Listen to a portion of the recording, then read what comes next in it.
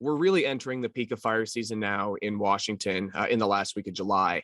That's pretty typical for a fire season in Washington, but it's pretty noticeable this year. Both the national and the Northwest regional preparedness levels have increased to a 3 out of 5 just within the last week.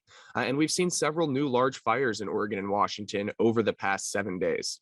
In Washington, the Newell Road fire, which the commissioner will speak on shortly, has grown to over 50,000 acres, and no fire in 2022 reached 50,000 acres. So it's really a testament to the drought conditions that we're experiencing, as well as the fire danger that we have across the state.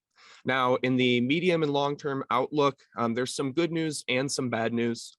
The good news is that the wetting rains from yesterday across Western Washington have really tamped down significant fire concerns for areas west of the Cascades for the next 7 to 10 days.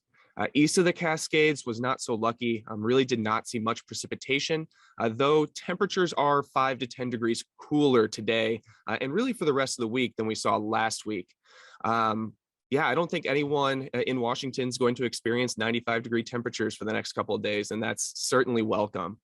However, in the long term, with the rains missing Eastern Washington, the fuels remaining very dry, and long-term models indicating that we are going to go back under a very strong ridge by the first week in August, I do think that we're going to continue to see large fires crop up across the landscape, at least with more significant fire danger. So some positives so far from this year have been a real lack of lightning-caused fires.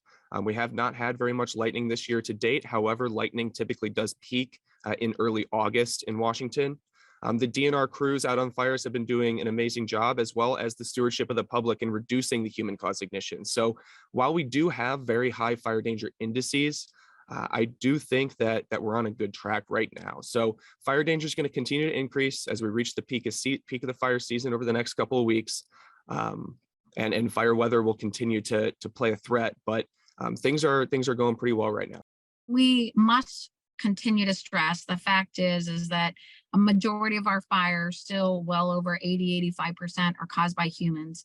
And as we are going into probably the most challenging parts of the fire season in the coming months, we're urging people to do their part, be one less spark out there. Our firefighters are going to get tired as this season goes on.